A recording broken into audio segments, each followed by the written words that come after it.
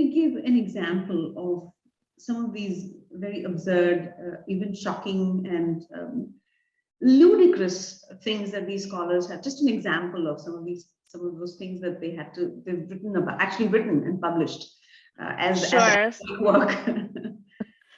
So there's the Professor Paul Courtwright from Emory University had written an award-winning book, not just a small award. I'm forgetting right now. I think it was like Best History of Religion book or something like that, like from AAR or something like that, about Ganesha.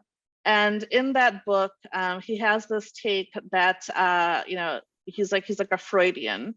And so he says, Ganesha's trunk represents a lymph phallus, and he had penis envy of his father Shiva, who was very, very vigorous and so that's how we're supposed to understand the trunk and so this kind of thing. And then I think, okay, so some professor wrote about that, like who cares? But actually there were museum exhibits on Ganesha which made a reference to this in somewhat sanitized language, but you have children, you have school children going to the museums and seeing these things. And that's what they take away from it. So there were things like that. There were things like there was one, I think I remember, about Ramakrishna Paramhans. Yes. Yes. So, I mean, on one hand it's ludicrous, on the other it's just so painful that you make these shocking claims. Could you talk about that? Yes. So this was Jeffrey Kreifel. So it's about that Ramakrishna had homoerotic tendencies, and that his relationship with Swami Vivekananda was kind of colored by this. This is actually another thing I'd heard when I was in college.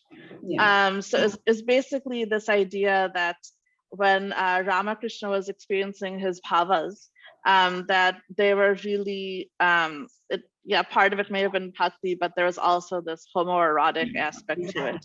Yeah. And so the disciples, and they were kind of engaged in this kind of thing. And so this kind of thing also represents when you have a complete lack of understanding or adhikara to understand certain things. So if you've never done sadhana, if you've never practiced bhakti, then you won't understand these things.